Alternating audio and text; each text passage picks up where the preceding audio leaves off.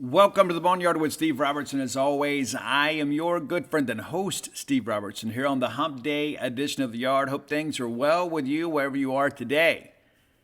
If nobody else tells you today you're beautiful, you're lovable, you're talented, you possess everything you need in life to get things done.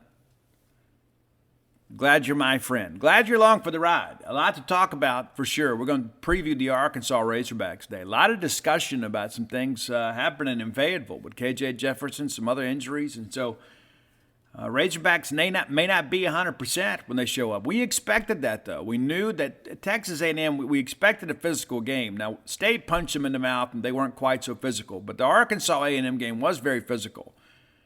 And then Arkansas played a very physical game against the University of Alabama, and they're kind of showing a little wear and tear from it. So as a result, we're going to kind of get a beat-up Arkansas team. Not necessarily a hot take. I think most people kind of foresaw that happening. So Mississippi State in pretty good health. We've had a few guys a little bit dinged up too, but it's that time of year, right? I mean, at this point in the season, nobody's perfect. But Bulldogs kind of working through here. Again, thanks for everybody that helped support Rock Vegas 22. We're already in the planning stages for Rock Vegas 23. I'm not going to have an update every show. Okay, I'm going to tell you that. But already, because of the success and the way that we treated Lillian X, we've already had some people reach out that are interested in working with us in the future. And so, going to put together a great show. Probably going to go with a little more modern rock acts this time. And that's not a shot at anybody, but we're going to have a bigger venue. We're going to need a bigger crowd. And so we're going to need a bigger bill. So we're going to have a show. We're going to do it here in Starkville again. And I've had a lot of people reach out because of the efforts that I put forth in promoting this show to ask me to promote some shows for them. Probably do some of that stuff too. But the reality of it is that it was successful.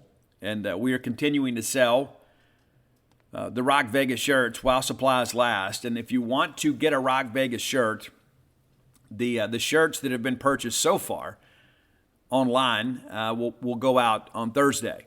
I'm paying the shipping myself because I feel like it's what I need to do for the initiative. And so if you want a Rock Vegas shirt and you didn't get one, you go make at least a $30 donation to the initiative. You screenshot that, you send it to me along with your address and size, and I'll get it out to you. But be sure I have the size. You should want to give the initiative anyway.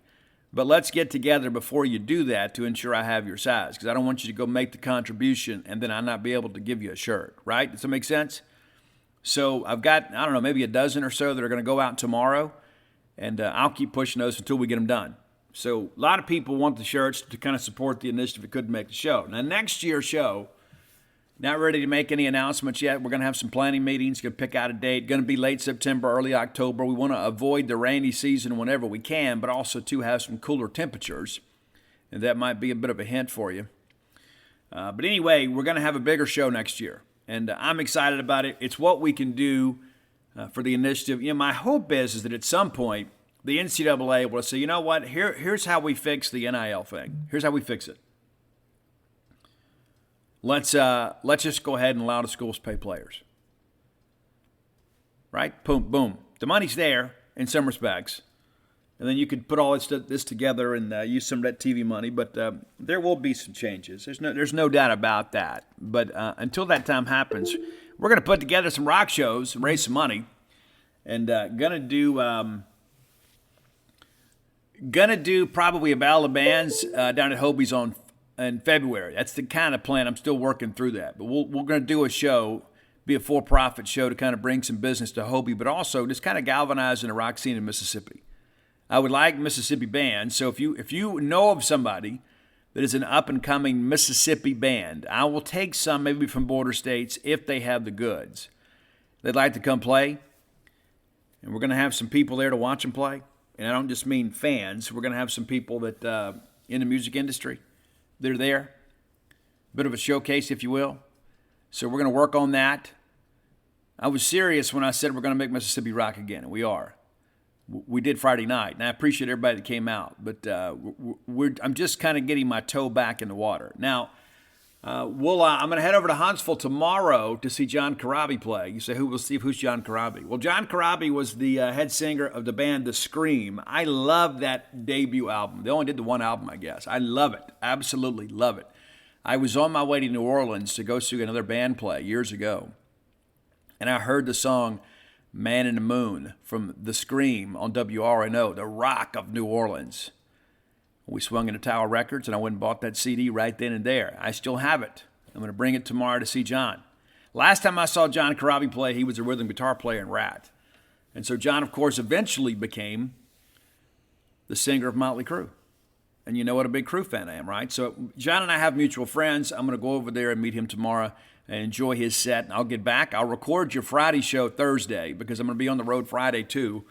Going back down to New Orleans to see Lillian play, and then back to Starkville to cover the Arkansas game. So a lot of windshield time for your good friend and host. But again, thank you so much from the bottom of my heart. Whether you bought tickets and donated them, whether you bought tickets and came to the show, whether you sponsored the show, whether you just sent me a word of encouragement. And I tell you what, Saturday morning was one of the funnest days I've had in a long time.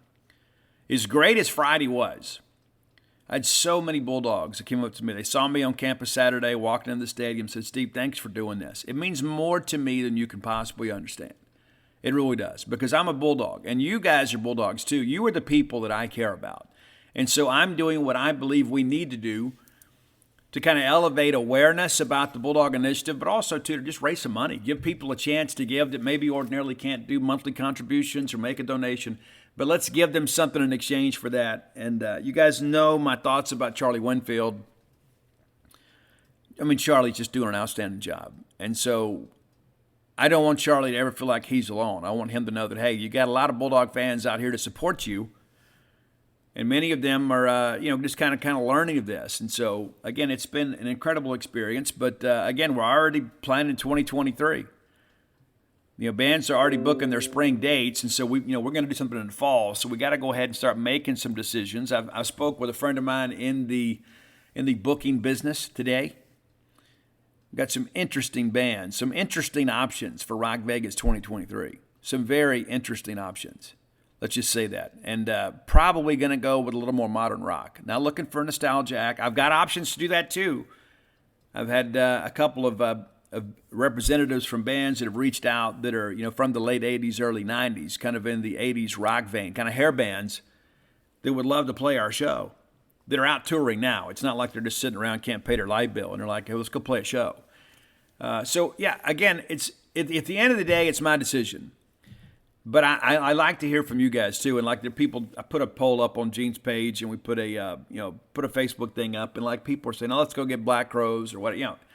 I don't know if we can. I know that we have some connections to those guys, but they're playing at a fee probably a little bit high for us, and so I'm going to be leaning on some of you to kind of help us put this thing together. We're going to need some sponsorship. We'll have a great time. We're going to have a great night, and but again, if you have ideas, reach out, let me know. I'll listen. I will. At this point, I'll listen. But here's what we're not going to do. And this, again, I mean this with no offense to anybody else. We're not going to do country. There's enough of that. Okay, the country scene in Mississippi is thriving. Okay, they don't need any help from me. Number two thing is, we're not going to do any jam bands. I'm just not. And,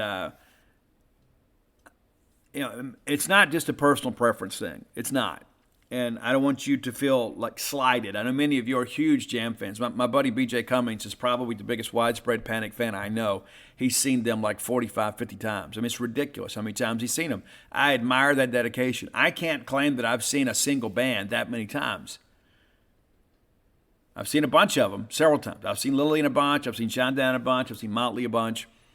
But I've never seen a band that many times. And so I admire that. But we're not going in that direction. A lot of people say, well, let's do that. And one final thing I'll say, too, and this may hurt some people's feelings, and that's okay.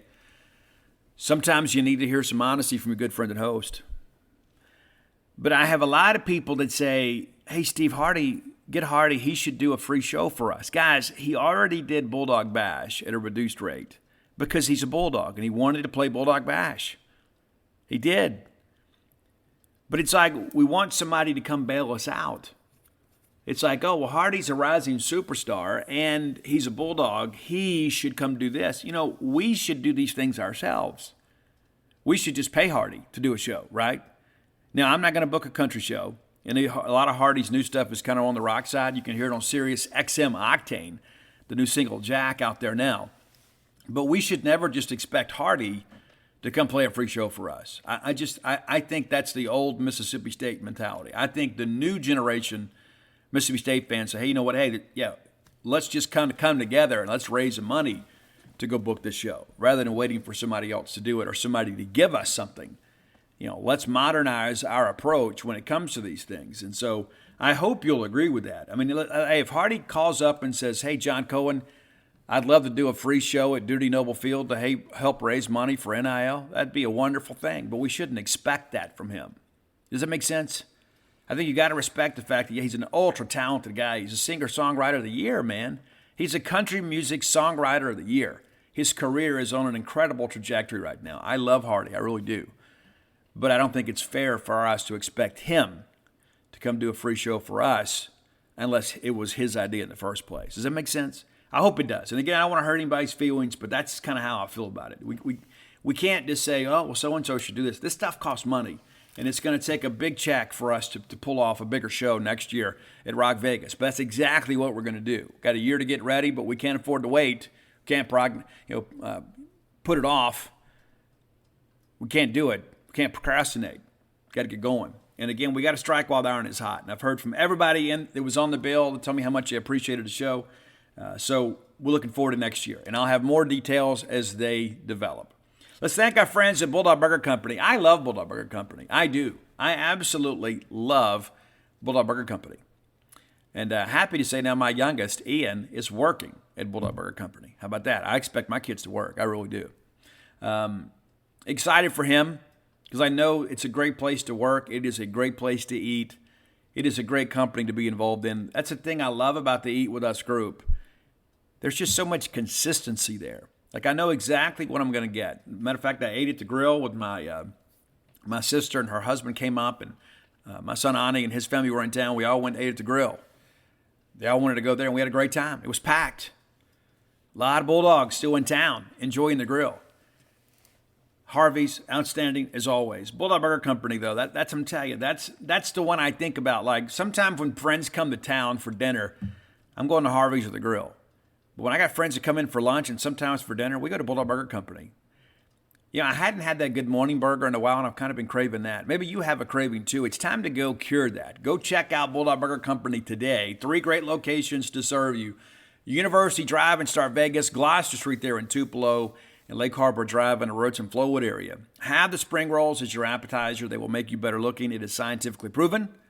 And have that chocolate shake to go. I think next time I go, I'm going to get that Shipley bread pudding, though. I am a bread pudding connoisseur. And I like that. It's not a true bread pudding, but, man, it's outstanding. Be sure and go check it out. Bulldog Burger Company. They'll make you happy, man. They'll make you smile. They'll give you a full belly at an affordable price. Bulldog Burger Company, the place for people to go to meet. M-E-A-T. All right, let's look at the Arkansas Razorbacks. Now, there's been a lot of talk about what's going on with KJ Jefferson. KJ Jefferson suffered a head injury in the game against Alabama, did not return. There's been all this speculation. So in Monday's press conference, Sam Pittman was asked, and he got a little snippy, which kind of surprises me. I really like Sam Pittman. Sam Pittman is a guy I would love to go play golf with, a guy that I would love to be able to just kind of hang out, maybe go to a show with. He could drink a beer. I'll have a Diet Coke. I'd love to be able to hang out with Sam Pittman. The guy seems like an incredible guy. You can see why he was such an amazing recruiter and still is. He's a very genuine guy, and he fits in the South. He is very homey and down home. I love that about that guy. I think he's a great fit at Arkansas. And I'll be honest with you, when they hired that guy, I thought, man, how desperate is Arkansas? What a disaster. And you look at what he's done. The guy's done well. Now, every year they get off to a good start and have a little bit of a swoon. They're in one right now. And you kind of look at what's going on with KJ, and you begin to wonder, okay, well, hey, this could not be the year they had hoped. Now, we didn't expect them to be quite as good as maybe this year in relation to last year, because they were a veteran team last year. A lot of guys on that team, a lot of SEC snaps under their belt. And to me, it's hard not to like Arkansas. They're a lot like us. I mean, I know in baseball, we're we're always like rivals. And you recently saw D1 Baseball name the top 3 college baseball programs in the country. Vanderbilt 1, Arkansas 2, Mississippi State 3. I disagree with that. I think we're a better program than Arkansas because we've actually won an national championship. But you can't argue that Arkansas is not an amazing college baseball program. They absolutely are. But the people of Arkansas are awfully similar to us. They're kind of our kissing cousins out west. I like them. My oldest son married a Razorback. She didn't go to Arkansas, but she grew up a Razorback. They're real down-to-earth people, too. They're a lot like us. And so I think Sam Pittman's going to do a great job there. And I think it's one of those things, too, when you begin to think long-term, I think Sam Pittman's going to make a lot of people look silly. But let's get back to this little exchange on Monday. Somebody basically just kind of came out and asked him about KJ and concussion protocol and that kind of stuff. And I would have handled it a lot differently. And I know this will come across as a criticism of Sam Pittman. And I don't necessarily intend it to be because I do like Sam. But I think when you look at this deal, I don't think they've handled the communications piece about KJ Jefferson well. Now, everybody saw him get injured. And then there is this, I wasn't there. I'm repeating this secondhand. There is a discussion, among some of the Arkansas media that they were told, because they get to go to a little bit of practice. We don't. We did prior to the season. We get to go to post-practice interviews, but they get to go watch a little bit in practice. And there's been this edict that's been declared that you can't talk about quarterbacks. You can't put out there. Now, what's interesting, I read some practice reports yesterday.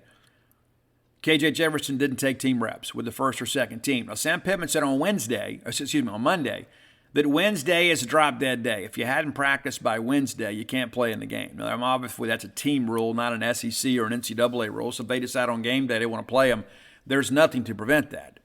But you got to think a guy that hadn't practiced all week, a guy that's really banged up, is probably not going to be in good shape to play. But Sam said, hey, he's had some minor symptoms. And then they said, well, is he in concussion protocol? Well, I didn't say that. I didn't say that. But yet he's not taking first-team reps, not taking second-team reps. And so that's interesting. It's interesting. If I had to call it today, I don't think KJ plays. That's how I feel today. I may feel differently Friday. They may come out post-practice today and say he practiced and looked good and showed no ill effects from Wednesday or from Saturday. But as of today, I don't expect him to play. And if he does play, I don't think he's going to be completely healthy. And after what we have seen with head injuries in college football and in pro football here as of late, you can't fault Arkansas for erring on the side of caution. I know a lot of their fans are thinking, you know what, if KJ doesn't play, we don't have a chance to win. I expected State to win the game anyway. But if KJ Jefferson doesn't play, I think State's chances of winning this game grow up dramatically. And the odds makers agree with us. I think what this line opened up with 3 points or whatever, now it's like 8.5, something like that. It's exploded in the last few days because of all this discussion about KJ Jefferson. So that's something we'll watch. And I like KJ Jefferson. You had a chance to cover him out of North Panola High School. He was a recruit, talked to him a few times. Very, very good dude, man. And you hate to see any young person get hurt. But certainly somebody that's as good a guy as him. And that's the thing. He's having such a great career over there at Arkansas. He doesn't fit what we want to do. He really doesn't. So it's easier to say, well, he turned us down. Well, we had Garrett Schrader in the class, and he wanted to be his own guy. So congratulations to the kid, right? And I hope he makes a full recovery on Monday and has a great season. I really do. I really do. But the reality of it is that his availability for this weekend is very much in question. And again, Sam Pittman says today this is the drop-dead day, for whatever that means. So it'll be interesting to see what the Arkansas media reports today. Interesting. But Sam did go on and say, that they've had some other injuries too, and we're going to get into some of that, the Slusher kid being one of their better defensive backs. But this secondary is horrendous. This Arkansas secondary, one of the worst in the country. What's incredible, though, the pass rush, really good. The Arkansas pass rush currently leads the SEC in sacks. Were you aware of that? Yeah, now granted they hadn't played maybe the best of competition at times, but they have gotten after a quarterback. They've had a couple transfers that have come in. They're doing a good job. This Arkansas front is legit. Now, we are going to see 3 a lot. They're going to do a true drop 8 more times than not. They're basically going to run like a 3-2-6, which should enable us to run the football again. That's the thing you begin to think about. How do they position that? Then do we run the football up enough that they have to kind of bring those safeties down in the box, which puts us in man coverage, which is something we ordinarily win? I read yesterday, too, they even moved a wide receiver over to cornerback because of their depth issues in the secondary. We just got to be able to protect Will. It's as simple as that. We got to be able to protect Will because of the fact this is a secondary that's ripe for the picking. All right, let's get a little bit deeper into the Arkansas Razorbacks. The first thing we'll do is we'll look at the series. Arkansas currently leads 18-13-1, and there was a time there that State had gone on a pretty good run there. But the series dates back to 1916. The first meeting between the two teams took place in Memphis, Tennessee, and Mississippi State won 21-7. We didn't play again until 1939. Also in Memphis, State won that game 19-0. We didn't play again until 1992. Think about that. We played 2 times in our history. A major school in a border state. And for some reason, Broyles and those guys didn't want to get together and play. So, we go back to 92 when the league expanded, and they have been a regular opponent for Mississippi State ever since that time. So since joining the SEC, Arkansas 16-13 or 16-11-1. So it all works out, I guess. But the very first meeting in the SEC opponent, State wins 10-3. We tied back in 93. In 94, we win 17-7. So the very first 5 meetings in this series, Mississippi State's undefeated against Arkansas. Then Arkansas goes on a 3-game winning streak. They win in 95, 96, and 97. And you remember the dramatic win over Arkansas in 98 that catapulted Mississippi State into first place in the SEC Western Division. Of course, State wins the Egg Bowl the next week and goes on to Atlanta to play for the SEC Championship. There are some teams within the SEC West that cannot claim that distinction, but we are one of them. But we have been riding that for a long time. It's time for us to get back. So let's all root for Aflac and Nick Saban to retire. After that win, we did not beat the Hogs forever and a day. They won 99, 2000, 2001, 2002. And those games were all competitive. We just couldn't do it. They blow us out in 03, which everybody did. 04, we nearly pull it off. We lose 24-21, lose in 05, 06, 07, and then Sylvester Croom on Senior Day in 2008, we beat the Arkansas Razorbacks 31-28. That disrupted Arkansas's streak of success, and then the next 3 years, Arkansas wins again. And really those games, those are Dan Mullen games, but they got after us. We used to play those Arkansas games in Little Rock. All right, and so in 2012, we absolutely destroyed these guys, 45-14, and that began a 4-year winning streak for Mississippi State. We win 45-14, and 13 we win 24-17. Remember 2014, Mississippi State's first game is the number 1, first home game, I guess, is the number 1, if I remember correctly. They nearly beat us. You remember they had a 10-0 lead, and they're shortening the game on us and running the football. Dak hits Fred Ross on a busted coverage. We end up winning that game 17-10. Will Redmond with a huge pick at the front pylon to secure the victory as Arkansas is driving down, trying to make some things happen. 2015, State wins the coldest game I think I've ever covered. The first time back in Fayetteville since 2003. It was brutal. That's the Brandon Allen, Dak Prescott game where they both ended up being co-SEC Offensive Players of the Week. And then State wins because Beniquez Brown knifes in and blocks a field goal attempt to put that thing away. Pretty incredible ball game. State wins 51-50. And I remember asking Dak in postgame, there would have been about a minute left, Dak, would you have gone down and scored? He looked at me and smiled and said, absolutely. 16, that's the year Mississippi State suffered with a season-long case of sermonitis. Arkansas does not punt in the ball game, and they win 58-42. They would stack left, and we never adjusted. At no point defensively did we adjust. Never. And they would set up that unbalanced line and run halfback toss off left tackle. We never adjusted. We never stopped it. They never punted. In fact, there's one time Belima even went for 2 late in the ball game. Nick Fitzgerald kind of lost in the disappointment of that loss. Nick Fitzgerald had a huge game against Arkansas. Huge. 2017, we go up there. Nick also with a couple big touchdown throws late in that game. I remember that was not a very good Arkansas team, and the Arkansas Homer media was woofing in the press box. State Nick Gibson has a big fumble in the end zone that allows them to kind of get back into the ball game. It's a misty, gray day like it always is in November in Northwest Arkansas. And then late, Nick Fitzgerald on a double move hits Reggie Todd for the touchdown. We come back and throw the game-winning touchdown against Dedrick Thomas, who made a diving catch at the goal line to win the game. State gets a stop there. We win 28-21. Chad Morris, for some reason, I would love to know what Chad Morris ever did to Joe Moorhead. Joe didn't have a lot of big wins. You look back and say, you know what, hey, that was huge for State. But for some reason, he absolutely whipped Chad Morris's tail.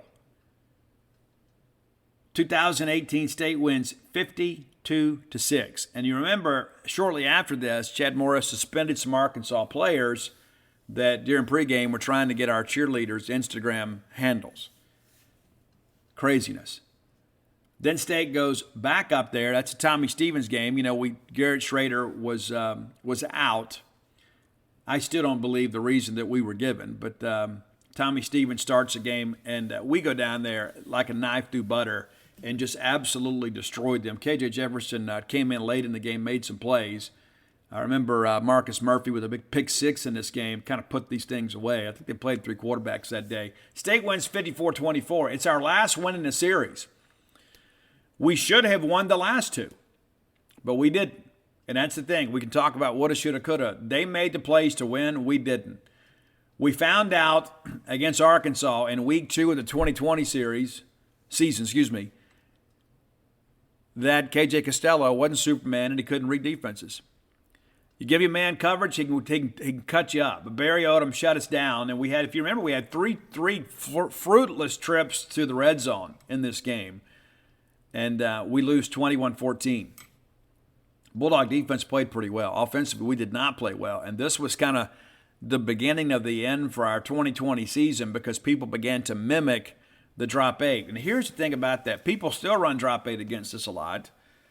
But the difference is our players know what it looks like. And that was the thing, too. You got to think every receiver prior to Mike Leach being here had not seen a lot of zone coverage because people were committing 1 and 2 safeties to the box, which put us in man coverage a lot. And so you didn't know how to settle in a zone. It took our staff a year or 2 to kind of teach these guys. I mean, you sign with Dan Mullen, you're running his zone read offense, you're not going to see a lot of zone coverage. Same thing with the RPO/zone read, that stuff that Joe ran. People are going to commit more DBs to the box to slow down the Bulldog running game. And so it took us a year and a half to kind of acclimate to the drop 8. Well, now it's not the Rubik's Cube it once was. And, of course, last year's game, we lose 31-28. And really, I fought the defense for this one. Our offense kind of got off to a slow start. We get down in the ball game. We battle back. But Will Rogers leads what should have been a game-winning drive for a touchdown late. All we got to do, we have 2 minutes and 20-something seconds to go, we just got to get a stop. And we don't. We thought we had it. They flagged Martin Emerson on Traylon Burks for that hold, which was stupid. That call was horrendous, and it cost us the ball game because that was a 4th down play. That flag's not thrown. They turn it over on downs. We run the clock out, and it's a different year for Mississippi State. It's an 8-4 regular season for Mississippi State, which probably puts us in a Florida Bowl game. But that's your series. Let's take a look at what Arkansas has done this year. Maybe you've kept up. Maybe you haven't. They opened up the year, of course, with the win over Cincinnati, 31-24. That's a good early win. I know Cincinnati's not what they were last year, but Cincinnati, probably one of the best G5 programs in the country. Luke Fickell, obviously one of the best college football coaches in the country. But they win that game 31-24 in Fayetteville. The next week, they blister South Carolina 44-30, and that was a game, too, that I listened to. We were on the road somewhere. Maybe we were going to Baton Rouge. I can't recall. But Spencer Rattler, a pretty good game at times, but late in that game, Arkansas defensively just kind of got after him, and I think he tried to do a little bit too much, and as a result, he hurt his team. But this was a 21-9 ball game at the half. South Carolina cuts it to a 21-16 ball game through 3 quarters, and then you have this wild 4th quarter. But again, South Carolina, goes to Fayetteville and makes a game of it for 3 quarters, and then in the end, I think Arkansas kind of out-athleted them, winning 44-30. Arkansas with a 9-point advantage in the fourth quarter, outscoring them 23-14. And again, the game was rather interesting until the fourth quarter. And you go back and look, they had the safety, but it is the 35-16 game when Arkansas kind of got going. It's 21-16. The next thing you know, KJ Jefferson scores. Extra point is good, 28-16. KJ Jefferson hits Warren Thompson up. Extra point's good, 35-16. And then South Carolina scores. They go for two. They make it a 35-24 game. So with 6 minutes to go, it's an 11-point game. And Arkansas just kind of kept piling on. Running the football, eating up clock, and they put the game away. Arkansas is a team that plays well with the lead. They do, because they can move the chains, run the football. Really good day, I guess you could say, for the for Arkansas offense. And not that we expect South Carolina to be an outstanding defense, and that's not a shot at anybody. It's just kind of the reality of life. But Arkansas piles up 457 yards of offense. Carolina, 417. And Carolina threw the football pretty much at will. 377 yards through the air. Arkansas, on the other hand, ran for 295. So a contrast in styles, to say the least. And then there was this wild game with Missouri State. We talked about that a little bit on the show when it happened. The return of Bobby Petrino. Missouri State, an FCS team, leads in Fayetteville in the fourth quarter. Yeah, it's crazy, man. Missouri State gets out to a 7-0 lead, and then it is a 17-14 game at the half in favor of Missouri State and Bobby Petrino. The third quarter, they tack it on. They win the quarter 7-3. You start doing the math here, and you start thinking, well, wait a minute here. Arkansas is running out of time, and they were, but they owned the fourth quarter. However, a field goal from Missouri State made this a 10-point game with just under 12 minutes to go, or right at 12 minutes to go. Arkansas doesn't hesitate. KJ hits a huge pass to Raheem Sanders for a touchdown. Really quick drive there. Big play. And that's what you can't do if you're a team like Missouri State. You get a 2-score lead in the fourth quarter. You can't give up the quick score. They do. Well, now it's a 27-24 ball game. Missouri State, a chance to kind of put some things away here, need some clock, unable to do so. Unable to do it. And then they have to punt. Bryce Stevens returns at 82 yards for a touchdown. Now Arkansas has the lead, and from there, the Razorbacks would cruise. 21-point quarter for Arkansas. And you kind of see what I'm talking about here. There's a theme with this Arkansas team, and it goes back to strength and conditioning. It goes back to commitment. It goes back to toughness. They're a really good fourth-quarter team. There's no question about it. They are a really good fourth-quarter team. And we at times have shown a little bit of a lapse in the fourth quarter. Can ill afford to do that. This is a team that doesn't think they'll ever have a ball game. Texas A&M, that was a wild game too. I expected Arkansas to win that game, and they didn't. And of course, the difference in the ball game, a scoop and score by A&M. Arkansas had a chance to really put this thing away. They get off to a great start, 14-0 lead, and then A&M comes back and scores. They missed that extra point after defensive touchdowns. It's 14-13 at the break. And then A&M scores 10 in the third quarter to really kind of put this thing out. It's a 2-score game going to the fourth. Arkansas wins the fourth quarter again, 7-0, but it proves not to be enough. They missed that field goal that bounced off top of the upright. And I wonder, too, if they weren't played in an NFL stadium with those elongated uprights, is that field goal good or not? Think it's good. You play in that game in Fayetteville, you play in that game in College Station, it's good. Because you're going to see it pass over. You're not going to see it hit the upright.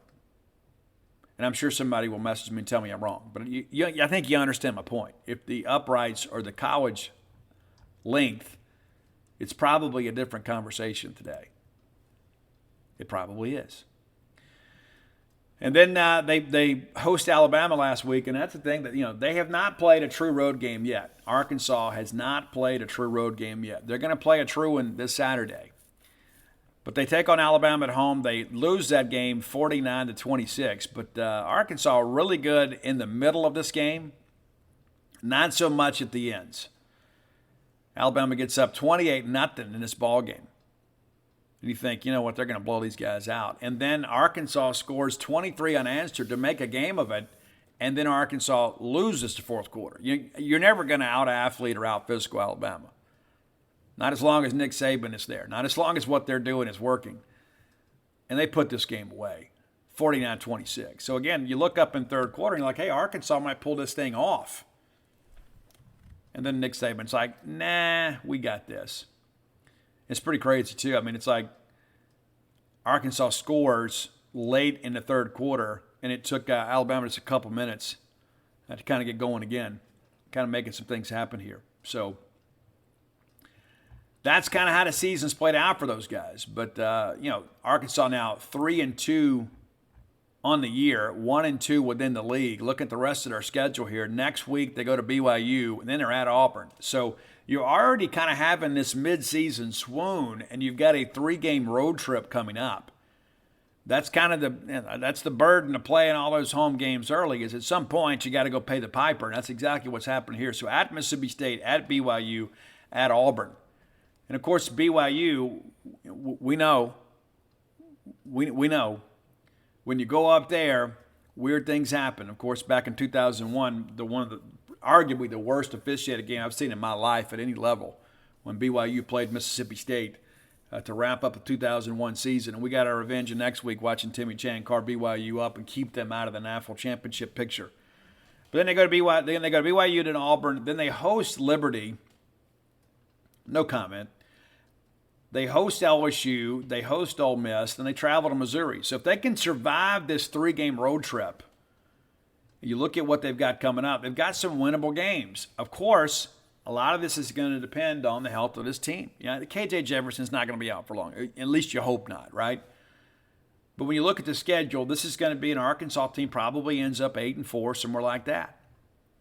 I think that's probably what you're looking at here. 8-4, maybe 7-5, if something happens. But, this is an Arkansas team a lot of people had high expectations for. I don't think they're as good as they were last year.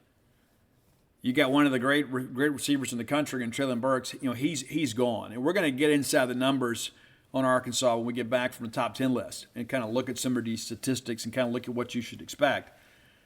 But this is a team Mississippi State should beat, with or without KJ Jefferson. Without KJ Jefferson, I think this game could get ugly, because you're not going to have the ability on offense to be able to kind of shorten the game and take a lot of pressure off your secondary. You're not going to be able to allow your defense to rest. And the way that State runs things, when we run a little tempo, we run some ball control, we got you chasing us all over the field. And I think when you look at what State's doing, later in ball games offensively, a lot of that is because of fatigue of the opponent.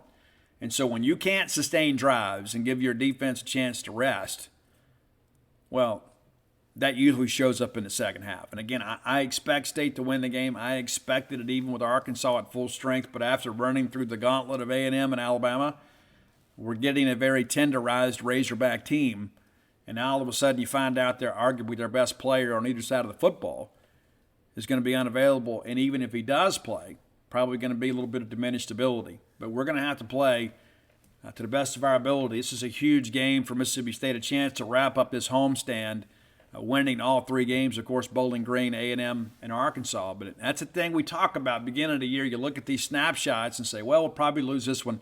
You never know what shape your opponent or your team is going to be in when you finally play those games. There were a lot of people early on that said, I just don't know about Arkansas. Well, now all of a sudden there's a lot of confidence. There was a lot of confidence with LSU too, right? But you begin to look at this team, and I think some of our fans are beginning to realize Mississippi State's good. All right, time for today's Top 10 list, brought to you by our friend Blair Chandler at closewithblair.com. That's CLOSE with Blair, BLAIR.com. Blair is a closer. Coffee is for closers. Blair doesn't sleep at night. He drinks so much coffee he has to stay up, right? Probably spends a lot of time at the restroom too. But the bottom line is this, is Blair is a guy that gets it done. He's been in the industry now 21 years.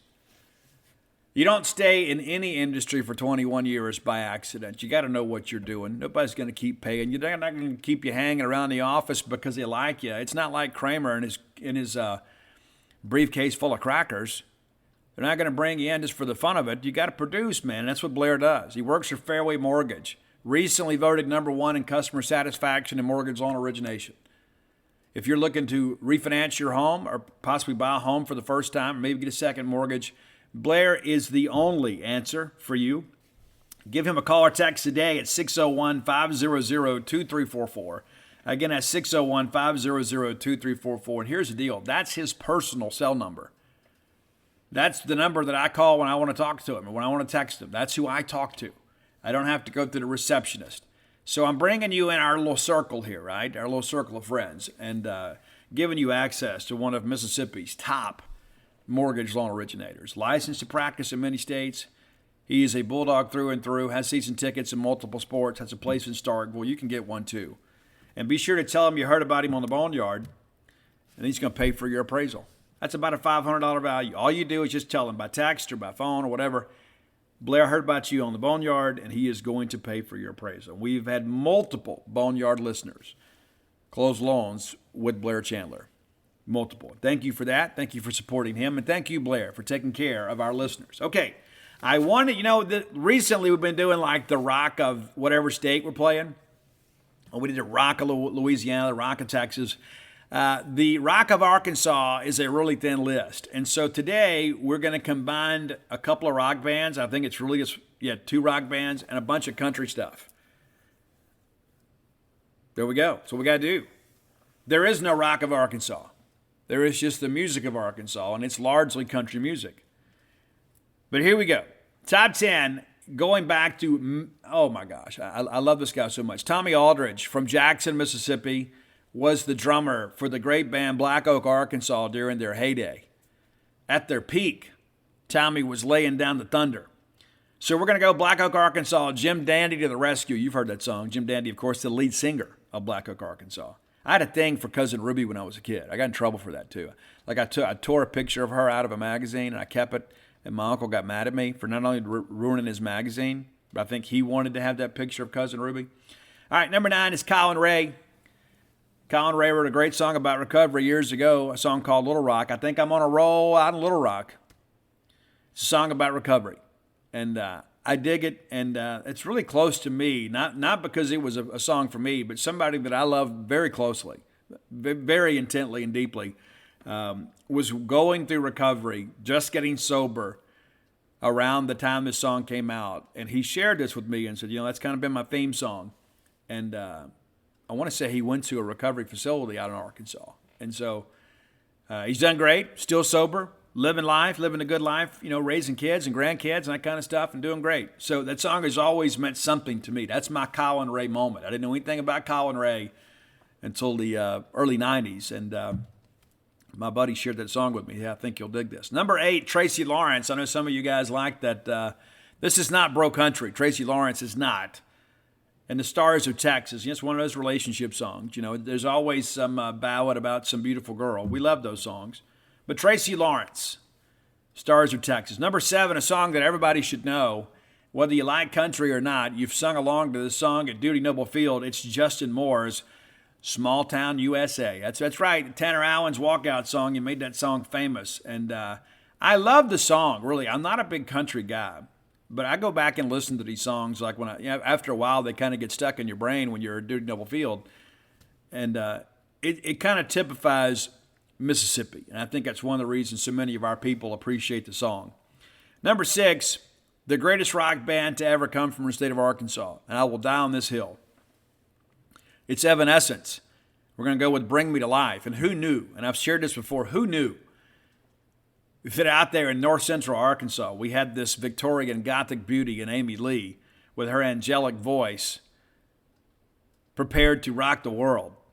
I love Evanescence, and I love Amy Lee. She is one of my favorite female vocalists of all time. Absolutely. I have such a thing for her. Oh, my gosh. She is so incredibly talented and beautiful. Don't get me wrong. She's awfully fun to look at. Number 5, Conway Twitty. We follow up Evanescence with Conway Twitty. And we went with Hello, Darling. And I tell you, when I was a kid, you couldn't get away from Conway Twitty because everybody dressed and looked like Conway Twitty. Number 4, Levon Helm, the great Levon Helm, God rest his soul, was the drummer in the band. and From the Last Waltz, man. If you haven't seen that, you should. It's an incredible performance. But we're going with The Weight. We're going with The Weight today, number 4. Number 3, stepping out a little bit. We're going R&B here with Al Green. Did you know Al was from Arkansas? And I tell you what a soulful and smooth vocalist. My goodness, man, Al Green is next level. Let's stay together. Shall we? Shall we? Loving you forever. All right, number 2. This was my favorite song, probably the first favorite song that I remember in my life. I remember riding around and singing this song, and I got to see him at the Dixie National Rodeo, and it was the biggest thrill of my life at the time. It's Glenn Campbell's Rhinestone Cowboy. That was the first favorite song that I remember in my entire life, like a Rhinestone Cowboy. And you know what? That was a thing around here. You know, when we went to Dixie National Rodeo, it's such a big deal to go. I got to see Dolly Parton there, and Kenny Rogers, and the Oak Ridge Boys, and Statler Brothers, all those great country greats. Not really my thing, but we got to go enjoy it. My family loved it. But when I saw Glenn Campbell perform, I loved it too, and sang that song to the top of my lungs. Number 1, though, the undisputed king. It's Johnny Cash, and we're going with Ring of Fire. I know that's probably a cop-out, but Johnny Cash is from Arkansas too. So what a great heritage and legacy of country music that's been birthed in the state of Arkansas. And of course, you mentioned Al Green and Evanescence and some others. You've got some other great musicians there, but Arkansas, by and large, is a country state. I think we would all agree with that. Their most successful musicians are country musicians. There is a doom metal band out of there, too, called Pallbearer that has had some success, too, but didn't really fit the list. And then there was Jonah 33. That's another band, contemporary Christian group. They're now the Funk now. They were a band that was based out of Arkansas. So, again, I'm enjoying doing these things, too. And, of course, we're celebrating the music of these states of our opponents. And so hope that you guys enjoy them. And again, the return of country on the show. You have ideas for the top 10 list, reach out to Roy and let him know at Dogmatic67 on Twitter. That's DAWGMATIC 67. Or you can hit me up and I'll try to remember. I stay pretty busy, so I try to shoot all that stuff to Roy so he can keep a list. But also you can find our great list on Spotify, also with the same call sign, Dogmatic67. A lot of people have reached out and said, hey, Steve, I really dig these lists. What if you put them together? Well, we already have for you. Matter of fact, Roy put together, I gave him the names, and we did the Rock Vegas playlist, like what we played on the house PA when the bands weren't playing. We released that yesterday. A lot of bands you'll know. A lot of Kiss and some Motley and some other things like that. And be sure and check that out. So, and again, thanks, Roy, for everything he does for me. Roy's a great friend, and I appreciate his contributions to our show. All right, next segment of the show brought to you by Campus Book Mart. You know them well. They're your friends. They produce and provide the greatest Mississippi State merchandise selection in the known universe. The Bully Shop has been completely renovated. Next time you're in town, go by and see their wide selection of maroon and white merch. Mom, I don't know if you know this. We're just under 3 months away from Christmas. It's already October. Time to start thinking about that. I expect all of you to give me a gift too. You're not even paying for the show, right? At least you can do is you can buy me some Mississippi State merch. Come on. But that said, you've got people on your Christmas list that you know are Mississippi State fans. Nothing makes people happier than getting new Bulldog merchandise.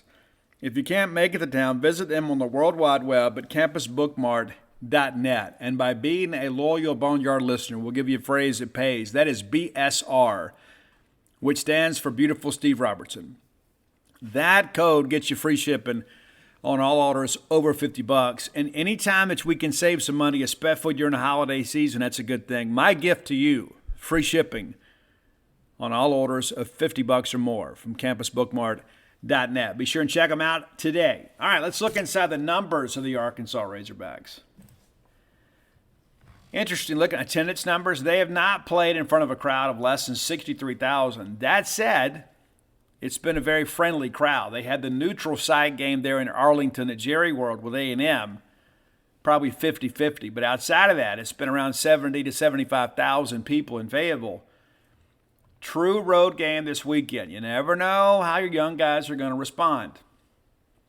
Arkansas, averaging 32 points a game, allowing 30.6 per game. Defensively, not a great team. Most of their first downs have come via the rush, 124 as a team, 72 of those on the ground, just 7 via a penalty flag. They've allowed 101 first downs, most of those through the air, 56 first downs passing. As a team, Razorbacks have rushed for 1,162 yards. They've allowed 717, and that's because of that big front. Good job against the run, averaging 232 yards for Arkansas, but allowing 143. So not exceptional numbers, but decent numbers. Passing yardage, they pretty balanced team. 1,131 yards passing. The Arkansas Razorback quarterbacks have combined to go 84 of 131, just the one interception on the year. Very efficient and careful with the ball. Some of that's too because they simplified the reads for KJ Jefferson. They do a lot of boot action. They roll him out. They give him the hollow concept and the option to run. So they don't do a lot of vertical passing. That said, they're really good after the catch. Average yards per pass, 8.7, and about a 5-yard differential, 13.5 average per catch. 226 yards a game through the air, allowing just under 290. Opponents have thrown just 3 picks against them. This secondary, again, really beat up. They even had to move a reserve wide receiver over to corner to provide some depth. He played corner in high school, but that didn't make you feel any better about it. And just about every receiver played DB in high school, too. All right, total offense, it's actually been pretty even. 458 yards a game for Arkansas, allowing 433. So this defense has given up some big yards. Now, kick returns, just 3 for 84 on both sides of the ledger here. Punt returns, 9 for 130 for Arkansas, and then opponents 6 for 132. Interception returns, of course, 3 for 48. And the one interception that Arkansas has thrown basically was a catch and fall. Arkansas averaging 28 yards per kickoff return and allowing 28 yards per kickoff return. You look at these numbers, and it's like it's no surprise they're a 3-2 team. Punt return average doing pretty good there, 14.4. However, allowing 22. Does that mean Xavier Thomas has a chance to impact the game? Not getting great coverage there. Arkansas has fumbled 12 times. They've allowed it to be recovered by the opponents 5 times, so they've recovered it 7 times. Opponents have fumbled 14 times, but only given it away 3 times. So Arkansas not forcing a lot of turnovers here. Kickoff yards. This is what we always look at here. 29 kickoffs, average per kick 64.8. That thing's coming down right at the goal line. So they're not allowing a ton of returns there. Time of possession, even for a running offense, not really dominating. And like a lot of that's too because their defense can't get them off the field. Just over 30 minutes a game for the Arkansas Razorbacks. Third down conversions have been good, though, 33 of 77 for 43%. However, opponents 31 of 70. Mississippi State's been pretty good on third down, so we ought to be able to sustain some drives against these guys. They've been good on fourth down, too. Arkansas, as a pass-rushing group, absolutely outstanding. 21 sacks, which leads the SEC among the national leaders. They've only allowed 9 sacks, and that's after playing Alabama. So the Arkansas offensive line did a pretty good job keeping the quarterback upright. They just haven't been able to connect. They've scored 21 touchdowns as a team, allowed 20, 4 of 6 in field goal attempts, and opponents are just 5 of 9. Red zone scoring, pretty good here too, 18 of 23. Opponents, though, 17 of 20. Arkansas, one of the worst teams in the country in red zone defense. Mississippi State offensively, very good. Red zone touchdowns, 14 of 23 for the Razorbacks, 12 of 20 for their opponents. PAT attempts are 20 for 20, and then 16 of 17 for the opponents. They went for 2 once and didn't make it. Opponents have gone 3 times and converted just once. All right, look at some individual numbers here. I love these detailed breakdowns that some of these sites provide. But when you look at these, like you would expect the numbers against Alabama to not be very good. But what's interesting, the second lowest rushing total of the year for Arkansas came against Missouri State, an FCS opponent. They threw the football pretty well, though, 385 yards against Missouri State. But outside of that, they have not creeped above the 225-yard mark the entire season, with the exception of the Missouri State game. Look at some individual numbers here, too. This is an important aspect of things. Who should we look for, Steve? Well, I'm about to tell you. I don't know if you can look for KJ Jefferson. We'll see. Red zone numbers real quick, too. Look at these red zone numbers. 17 of 20. And, of course, they're perfect against Missouri State because you ought to be able to out-athlete them. But they're having at least one attempt against other opponents where they don't cash in there. And defensively, we discussed those issues earlier. Let's see here. If I can go. Raheem Sanders. With KJ Jefferson likely on the shelf or at diminished ability if he does play, Raheem Sanders becomes the guy. I'll write that article later today. Enemy of the state. Raheem Sanders has been outstanding. 105 carries already on the year, averaging 121 yards a game. 609 is a net. 4 touchdowns along a 47. The guy is legit. He absolutely is. But he is part of a two-pronged attack that I think will be impacted should KJ Jefferson not play. A.J. Green has served as a good complementary back. He's got 28 carries for 117 yards. Outside of that, it's pretty slim pickings. It has been the Sanders and Jefferson show, and now you remove Jefferson from the equation, and you can focus more on Sanders. What does that kind of mean moving forward? Cade Fortin is expected to be the starter if KJ can't go. Sam Pittman's been very adamant about that. A lot of people want to see Hornsby play, but he says, hey, Fortin is our backup quarterback, former North Carolina player. Cade Fortin's numbers, 1 carry for just 9 yards. 4 for 10 as a passer for just 35 yards, a long of 16 yards. And so you begin to kind of do the math there. You can see he's not been especially efficient. They are going to have to scale back things offensively to simplify things, even though Cade Fortin is a guy that's been around. He hadn't played a ton, but he's got a lot of college experience. Jaden Hasselwood, very impressive receiver for them. In many respects, he has kind of taken on that role. Not quite as talented as Burks, and you don't expect him to be at this point in his career, but 24 grabs, 251 yards, a couple touchdowns. Matt Landers, pretty efficient guy for them too, 17 grabs, averaging 15.4 yards a catch, which is second on the team, but the most among the regulars, the highest. Trey Knox is a guy that a lot of people expected to be kind of the Robin to Traylon Burks Batman when they both signed. Knox, just 12 catches for him on the season. Nobody really setting the woods on fire, but Hasselwood obviously a name to remember. I think there's any question about that. He is, without a doubt, the passing target of choice. Cam Little, of course, 4 of 6 from field goal attempts. The big miss against Texas A&M ultimately decided the football game. It should never boil down to that, but it did. KJ Jefferson offensively, total offense, averaging 281 yards a game for a team that averages 458. And again, some of those yards for Sanders are a byproduct of people trying to stop KJ. So a major story is unfolding in Fayetteville. Is their most productive offensive player may not play this week. Be big for Mississippi State. All-purpose yards outside of that to look at too, Raheem Sanders, 149 yards a game. We saw last week that one guy can't beat a team like Mississippi State. We saw that. You don't have Aniyah Smith, and you have Devin Achane, and that wasn't enough to win.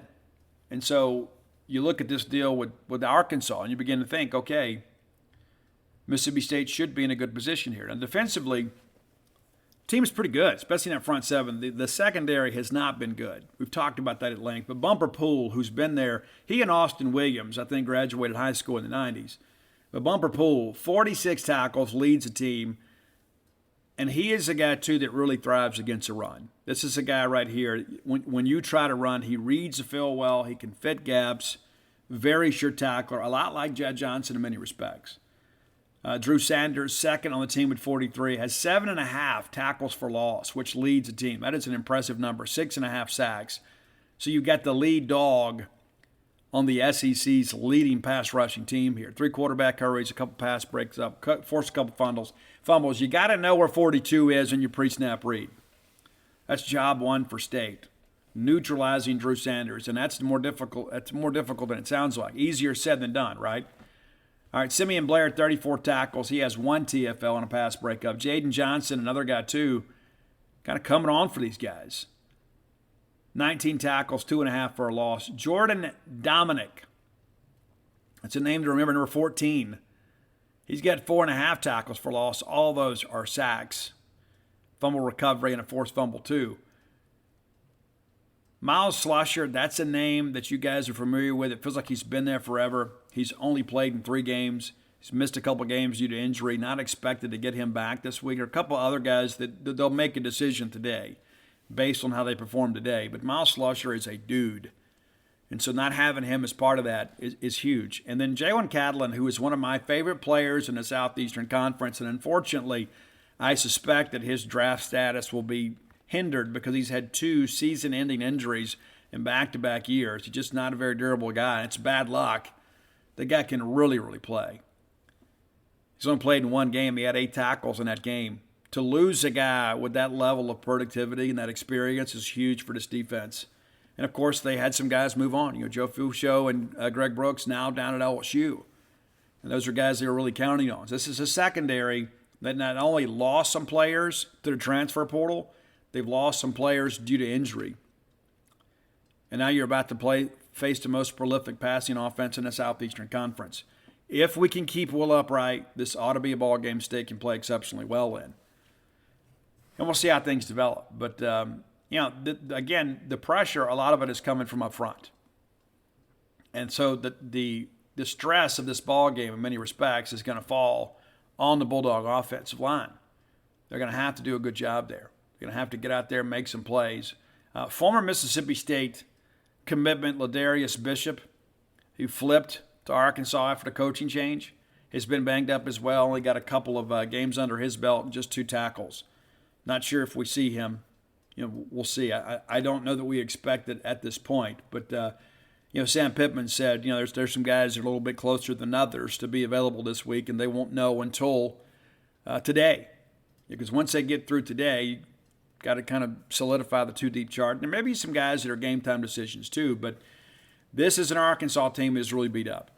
And in order for them to win this football game, I think Mississippi State is going to have to help them. Does that mean a non-offensive touchdown? Does that mean, a specialist play? Is it a block punt, block field goal? Is it a pick six? Because it seems like every time we play them, we do a little something to shoot ourselves in the foot. And I go back to we went back there and played with Nick. Nick Gibson fumbled that ball in the end zone. Arkansas was completely dead in that game, and you gave them some life. 2020, the very first score of the game, it's a pick six to Greg Brooks, former Mississippi State commitment. And again, you look at last year, we struggled early in that ball game. We had to fight from behind. If we can get off to a good start against these guys, I think you'll see Mississippi State get some separation and kind of be able to bring this thing forward. Let's look a little deeper here too, if we can.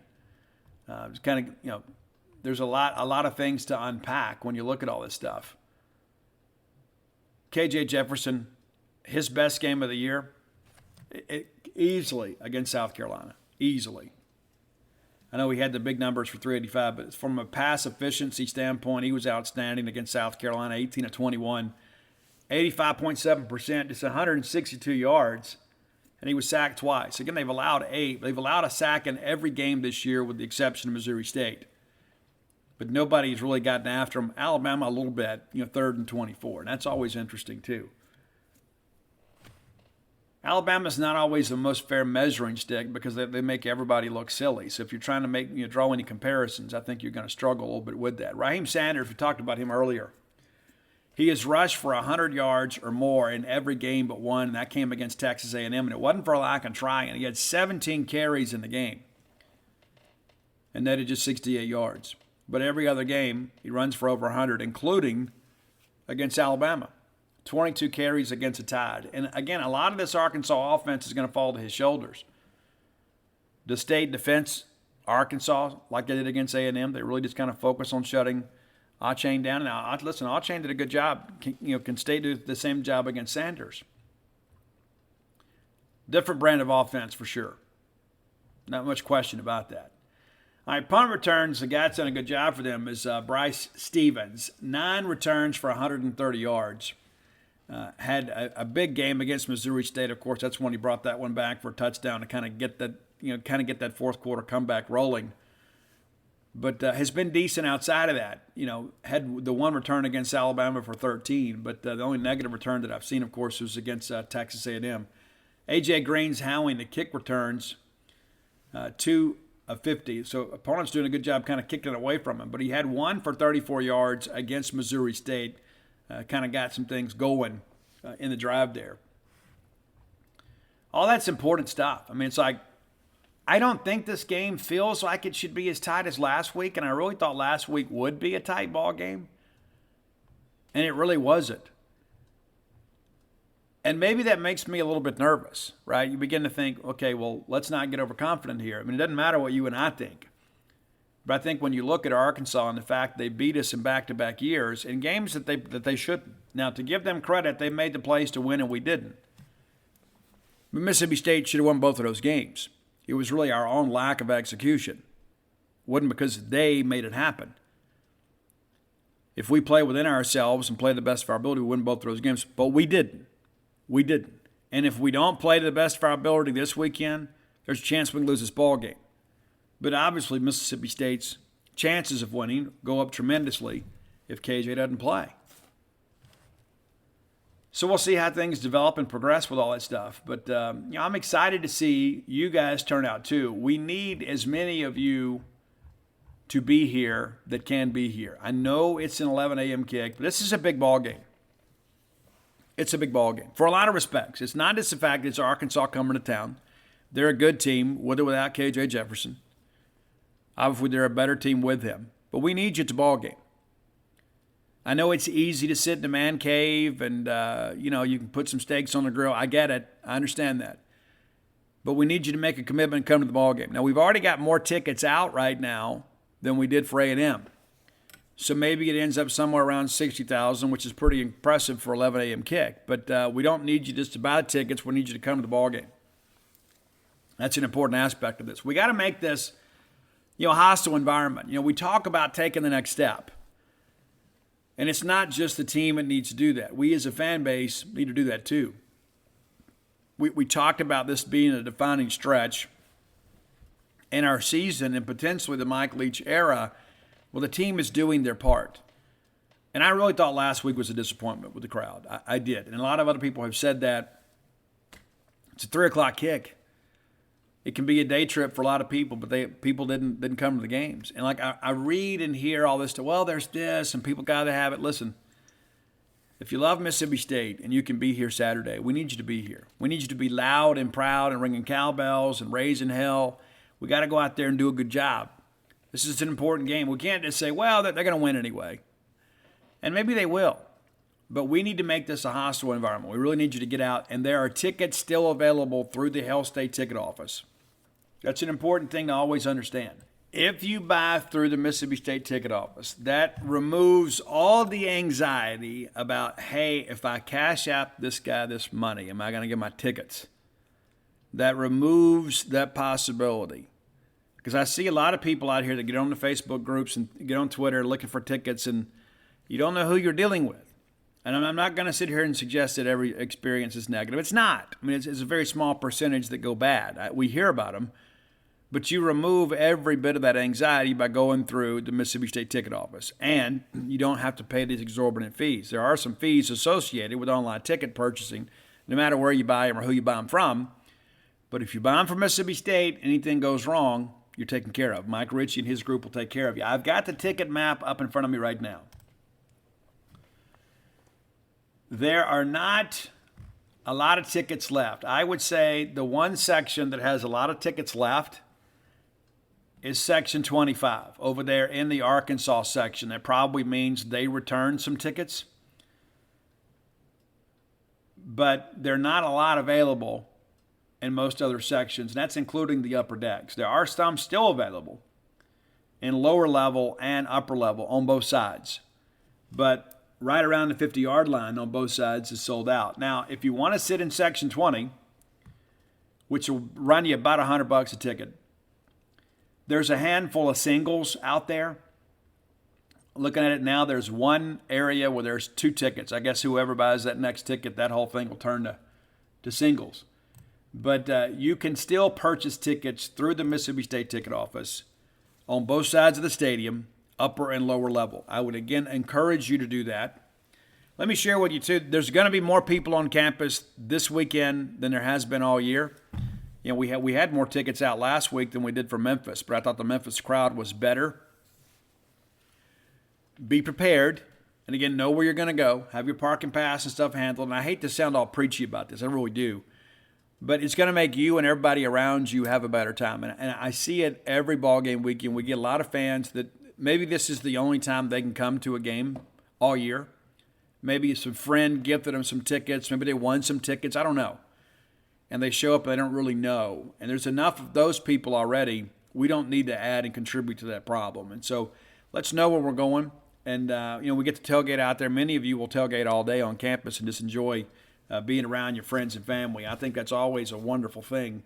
I love it when you guys come to town. I do. I love it. And there are some people that say, oh, there's always so much traffic. I love it because, number one, you're back and you're supporting Mississippi State. You're supporting our local businesses in Starkville. And those guys are my friends, too. Those ladies and gentlemen are my friends. And so you guys come up here and you spend some money. You eat in our restaurants. You buy some Mississippi State merch. And you frequent your favorite Starkville locales. It's a wonderful thing. Looking at weather for Saturday, and I'm surprised we don't have a 3-page thread about this on Gene's page, but partly sunny skies. It's going to be a low of 49 that morning, the high of 75. So it'll be a great day to watch football. May even be able to wear a light jacket, maybe a sleeve. We're going to be there in the heat of the day, whatever that is. But we have looked forward to having weather in the 70s all year long. So we don't have that as an excuse. I know many of you have children that have Friday night activities and they're cheerleaders, or they're in the band, or they play football and that kind of stuff. I get it. It's a difficult commitment to make. But everybody else, we need to be here. We talk all the time about how important these ball games are. And every able-bodied Bulldog that can be here Saturday needs to be here. It's a big ball game. You begin to think about the fact that we could be 5-1 at the halfway point. And I don't know that a lot of people maybe pick that early in the year. I think everybody kind of assumed Alabama and Georgia were going to be losses. We figured, we'll drop one of those two between A&M and Arkansas. Well, we've won the A&M game, and now the Arkansas game is here. So maybe let's ramp up our efforts a little bit and help the Bulldogs get to 5-1. That's an important part of things too. And so, again, it's not just about an entertainment thing. It's a commitment to helping Mississippi State be better. I know you all love Mississippi State. You'll be listening to the show. So if you're on the fence about going, let me encourage you to get off the fence and come on to the game. That's the thing, too. You can be here. You can enjoy the ball game and you can get home. I know it's tough when these 11 a.m. kicks. I hate these 11 a.m. kicks, and I think it's disrespectful to the two teams to have to play this game at 11. But with KJ Jefferson potentially out, there's probably some folks at ESPN saying, we dodged a bullet there. And if you haven't seen the play, it was Jaheim Otis from Columbia High School, a true freshman over at Alabama, that sacked KJ Jefferson as he was scrambling. And unfortunately, when he rode him to the ground, KJ hit head first and attempted to go to the other sideline. So clearly he was not in good condition. We hope he makes a full recovery and feel confident that he will. Just may not be this week. And that's the thing. We saw that thing with Jack Abraham last year, and it's just, it's horrific to think you see a young man that's, you only get a short time in life to play ball, and he has an opportunity to go do something, and then, it's an issue that lingered with him. And I don't know that I've seen one kind of quite like that. And fortunately for Jack, he's able to recover. He did transfer, but, is now back on the football field and doing what he loves to do, and we wish him the absolute best. But we hope that's not a situation for KJ. We hope he bounces right back. I want Mississippi State to win the football game, and I read these people that say, I don't want any excuses. I don't care about the excuses. I just want the W. I don't care if they have to play with 10. Making a difference to me. I just want to win the football game and get to 5-1. And all of a sudden we start feeling really good about our season. and get ready to go play in Lexington next week. As a matter of fact, I booked my hotel last night. I'm ready to go. But I'm excited about this ball game because we got to right the ship a little bit here in this series with us in Arkansas. All right, final segment of the show brought to you by our friends at Portico. Brooks Bryan, a great friend of Mississippi State, a great friend of Starkville, a great friend to me, a great friend to you. Brooks is part of a great group of residential developers bringing Portico to Starkville. Phase 1's completely sold out. Your new neighbors already enjoying life in Starkville. You should be with us, living like we do, feeling like we do. Kind of tucked away in a great neighborhood just 1.1 miles away from Mississippi State. Very easy access to 12 and 82, very easy to get to. You can start with a 2-bedroom, 2-bath home, go all the way up to a 4-bedroom, 4-bath home. You'd be glad you did. And maybe it's your second home. Maybe it's a ball game weekend retreat for you. Maybe it's your future retirement home. Maybe it's your primary residence. That's what it would be for me. I've told you guys before, if I was moving to Starkville now, I'd move to Portico. I'd love to be that close to campus. And again, it's the quiet side of campus rather than the busy side of campus. Again, I encourage you, come check it out. Maybe you're not ready for the guided tour. Maybe you're just like, hey, we're just thinking about it. You know what? No pressure. You ride by there. You take that turn off 82 on a 12 like going to campus, so it's on your way. It's not really out of the way at all. You take that right on Pat Station Road, go to the four-way stop. There it is. You can go by there, drive around the neighborhood, look, and get right on back to your tailgate. Give Brooks a call today to get more information. 601-416-8075. Again, that's 601-416-8075. That's Brooks Bryan's number. I can guarantee you he's got some great baseball stories we'll share with you too. And Brooks looks like he could still play. And I told him, when we ever do the alumni game again, I'm going to coach third, and I'm going to have him lay one down and beat it out because I think he can do it. Make Portico your next move. We talked before, too, about what a big week it is in the SEC. A lot of head-to-head competition this weekend. You know, nobody's stepping outside of the league this weekend. And this is everybody looks forward to this because these games really matter. It's not just about the bowl pecking order, but it's about the SEC standings. And I think it's important to kind of understand how big a weekend this could be for Mississippi State. We talk about taking a step forward and all the things kind of associated with that. Let's look at our standings right now. You know, Georgia, of course, undefeated in the East, 5-0, 2-0. And Tennessee, the team that I picked to be second in the East, many people pick Kentucky. I think I'm going to win that one. Tennessee, of course, undefeated at 4-0, fresh off a bye week. They'll play LSU this weekend. That's really big. Kentucky, of course, 4-1 after last week's win, loss at Oxford. And again, I spoke about this on Monday. It's like a lot of people say, well, you know, Kentucky gave the game away. That is true. That said, Ole Miss still had to make the plays to win. And as much as I don't like them, you got to give credit to those young men out there playing as hard as they did and making plays. Florida now 0-2 in the league and 3-2 overall. I said after week one that Florida was ahead of schedule. I was wrong. Florida defensively, really not good. The second worst defense in the East when it comes to scoring. They've allowed 135 points. I guess that's third. South Carolina's 136. But Vandy's given up 169. But 135 in 5 games, for Florida, with the athletes available to them, that make a lot of sense. Missouri 0-2 in the league and 2-3 overall. Plus 10 in the scoring column, but they've lost 2 in a row. And I just think this Missouri team, I don't know if the Eli Drinkwitz thing is going to work. You know, he was at App State really just for a year as a head coach. He gets a job at Missouri, and defensively they have not been very good, even though they played exceptionally well against Georgia. I know there's probably some people like, hey, you know, we're on the right track, but you got to win some ball games. South Carolina 0-2 and 3-2. I told you guys at the beginning of the year, I thought South Carolina was going to struggle to get to bowl eligibility. I still believe that. You begin to kind of run through the schedule here and you wonder, you know, are there 3 more wins on the schedule? I just don't know if I see it. And again, I think that, and I love Shane to death. I think they were ahead of schedule last year. But when you look at kind of what's left for these guys, they're at Kentucky this week. That's tough. Then A&M goes to South Carolina. Could that be a game? I think that A&M defense will show up. Then you got Missouri there. Then you've got Vanderbilt. Then you're at Florida, host Tennessee, at Clemson. They're going to lose those last 3.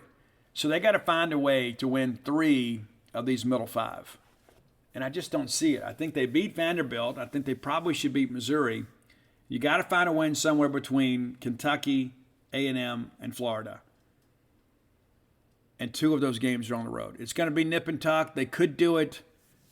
I think it's going to be tough. I really, really do. I think it's going to be tough for them to make it. I know that's not something that they want to hear, but the schedule pretty much has gone to script, and they're going to be playing some teams that are just better football teams down the stretch. Vanderbilt, of course, gets off to a 3-0 start. If memory serves me correct, maybe that's not right. They did lose a game in there. They lost to Wake Forest. They got to a 2-0 start, and they lose to Wake. You start looking at this here, they're 3-2. Are there 3 wins out there left for them? Well, you never know. You got to throw out the record books when Ole Miss and Vanderbilt get together. But let's be honest, Ole Miss is going to run over Vanderbilt. Vanderbilt might make it interesting for a half. Ole Miss will out-athlete them in the second half. I mean, we have fun with that, but Ole Miss is a much better team than Vanderbilt, at least this year. Then Vanderbilt goes to Georgia. Then Vanderbilt's at Missouri. That's the problem with, when you look at Vanderbilt's schedule, is there's not a lot of toss-ups, and the ones that are on the road. So Vandy, they're going to lose to Ole Miss. They'll lose to Georgia. They'll probably lose to Missouri. They host South Carolina, a team they feel like they should have beat last year. I think South Carolina's better offensively this year. Then they go to Kentucky. They host Florida and host Tennessee. There's not a win on the schedule left. Any game that they win down the stretch would be an upset. After starting the year 3-1, they're not going to be able to make it. Clark Lee, of course, is one of their own, so they'll hang in there with him. But the reality of it is there's just not a lot of low-hanging fruit if you're Vanderbilt. All right, looking at the West. Alabama, of course, undefeated 5-0. But does it feel like Alabama's undefeated? I mean, honestly, when all the stuff that's happened, Alabama seems a lot more human this year. And, of course, Bryce Young got dinged up last week. Didn't slow them down. They had a little bit of a lull when they had to change quarterbacks, but they ended up winning big on the road against a ranked Arkansas team. LSU currently 2-0 and 4-1 overall.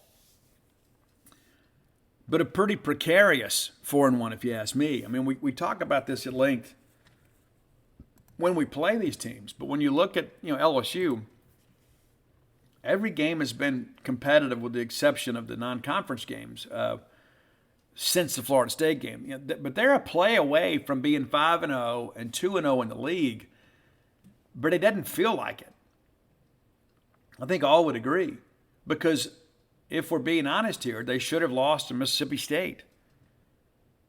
They should have lost to Auburn. Let's just call it what it is. Auburn, a 17-0 lead at home, and they can't close the deal. But they have not looked impressive against anybody with comparable talent. You lose by 1 to Florida State. You leak by Mississippi State late. You come back from behind. And so now you get in the meat of the schedule with LSU, and you got Tennessee going down there, which will be an incredible atmosphere. LSU at Florida, then Ole Miss at LSU, Alabama at LSU, LSU at Arkansas. They got UAB is the only non-conference game left. But you look at this, and really all these games, either LSU is probably a toss-up at best or expected to lose.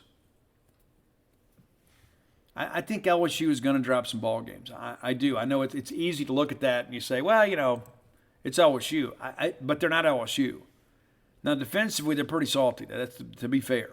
But 4-1 on the year, and they've won 4 in a row. Let's talk about the Ole Miss Rebels. They haven't played anybody, but they've done what good teams should do against those schedules. And you can say, but Steve, Kentucky's a decent opponent, but Kentucky a little bit overrated. In my estimation, the better team won the ball game. We thought Kentucky might be the only team in the first half of the schedule to give Ole Miss any trouble. They did, and then the Rebels overcame it.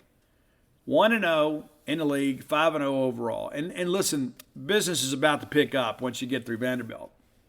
There's no question about that, and it should. And it's kind of like the We Believe year for us back in 12. We played that really really easy non-conference schedule. It's kind of like these guys: Troy, Central Arkansas, Tulsa, Georgia Tech. I mean, when you've already played a team and they fired their coach, they're not any good. But they'll win big this weekend, and then they host Auburn. And all of a sudden, you start thinking, you know what? Ole Miss could be 7-0, knocking on the door. Top 3, depending on how things shake out. Then they go to LSU. That's always tough. And I think, too, with LSU's ability to slow the running game down, that's going to be a very entertaining ball game. Then Ole Miss goes on the road to A&M. If you had to call that today, I think you'd pick the Rebs. Then Alabama goes to Ole Miss. That's Alabama. Then Ole Miss goes to Arkansas. And you just don't know what kind of shape Arkansas is going to be in. But there's a good chance they'll face KJ Jefferson. Remember how crazy that game was last year? Went down to that 2-point conversion at the end. And then, of course, State goes in to win the Egg Bowl. But, business is about to pick up for Ole Miss. And there's a lot of people out there that they're not sold on Ole Miss yet, and I get it. But Ole Miss is a good team. Auburn, of course, 1-1 in the league and 3-2 overall. And again, even that 3-2 is pretty precarious. We know how poorly they played in a non-conference. It's incredible to think that San Jose State could have won this game. Of course, Penn State pounded them. Missouri should have won the game. They fumbled the game-winning touchdown. So you look at this, and they're 3-2. They could easily be 1-4 right now. Then they travel to Georgia this week. Then they go to Ole Miss, obviously. And again, right now, would you pick Auburn to win either of those games? I wouldn't. Arkansas goes to Auburn. And again, what kind of shape's Arkansas going to be in? Auburn is a team that wants to run the football. They're not especially good through the air. Should be a team that Arkansas should be able to beat. But it's tough to win on the road in the SEC. And then, of course, Auburn comes here. That's a loss. A&M goes to Auburn. Western Kentucky. I mean, I could conceivably see a situation here where Auburn didn't win a game the rest of the year. Is that out of the realm of possibility? You say, Steve, well, they play Western Kentucky. Have you seen Western Kentucky? Have you seen what those guys are doing? They're 3-2 right now, and look at what they're doing through the air. You would say Auburn should win that game, but at the same time, too, what kind of condition mentally would Auburn be in if they run through this next stretch of 5 games and lose these games? You think they're going to be up getting ready to play Western Kentucky the week before the Iron Bowl? I don't. I wouldn't rule anything out. Of course, Texas A&M, 1-1 and 3-2. And, of course, we had a chance to see those guys up close and personal. And it's amazing how that team has changed without having the services of Anaya Smith. They are one-dimensional really in every aspect. And I think maybe you just embrace that and go with Haynes King as your quarterback to give you another running option. And you try to win the game running the football and playing defense. I mean, Jimbo's supposed to be the quarterback whisperer, and they don't have a quarterback. And I don't know what Max Johnson's condition looks like the rest of the year. I think Max Johnson's a guy that's a pretty decent player. I think everybody would agree with that. But State got after him last week, and I think Alabama will do the same this week, assuming he plays. But you look at this A&M schedule, and again, 3-2, 1-1. Really good chance they're behind Mississippi State in the bowl pecking order when it's all said and done. Not just because of the head-to-head win, but I think there's a good chance they drop a couple of games behind State in the standings. They should win this week at South Carolina. And then we'll see what happens with Ole Miss.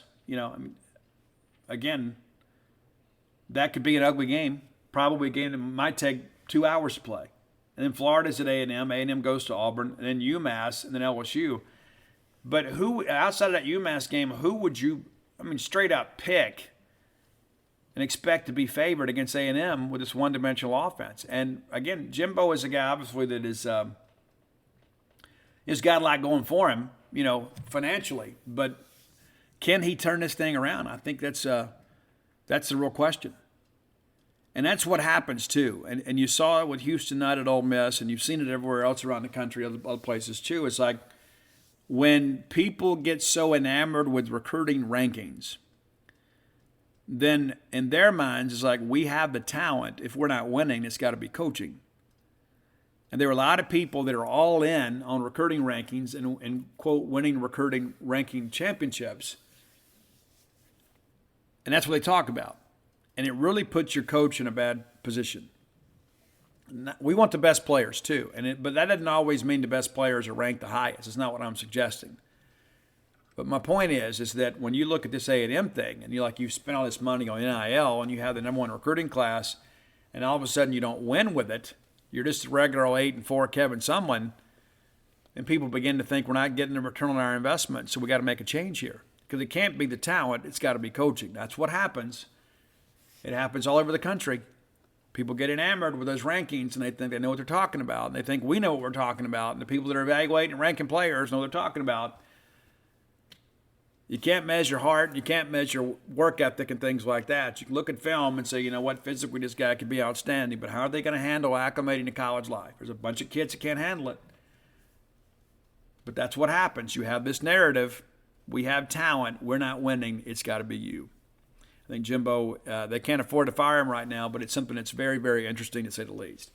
All right, if you hadn't done so, go to dogpilethebook.com. You can get all my sports books there. Go to Dogpile, Flim Flam, Stark Villains, and Alpha Dogs. We had a great get-together down in Gulfport Monday night. So we sold a bunch of Flim Flam, which is always great. But I appreciate everybody's turnout and supporting the event there. And let me think, where am I next? I start thinking about these things. Sunday, I'll be at Book Martin Cafe Sunday afternoon. If you're still in town, that's kind of where I go on Sundays after a home game because I kind of get away and rest a little bit and visit with you guys and talk a little football. But noon to 3 on Sunday, I'll be at Book Martin Cafe, so downtown. So come by, say hello. Kind of a laid-back atmosphere. I enjoy being in there. It's a great place and a great place to do your holiday shopping. If you're looking for Blooms of Oleander, you can find it just about everywhere. Amazon.com, BarnesandNoble.com, BooksAMillion.com. Also available as an e-reader. The only book of mine that is available as an e-reader is Blooms of Oleander. Stark Villains gear always available at StarkVillains.com. Be sure and go check that out. Get you a Stark Villain hoodie. Look awfully nice when you're at Davis Wade Stadium at these cooler ball games. And again, last plea from me, if you can make it to the game on Saturday, please come. Please come. You know, John Cohen, those guys, they're not going to get out here and beg you. I'm going to beg you.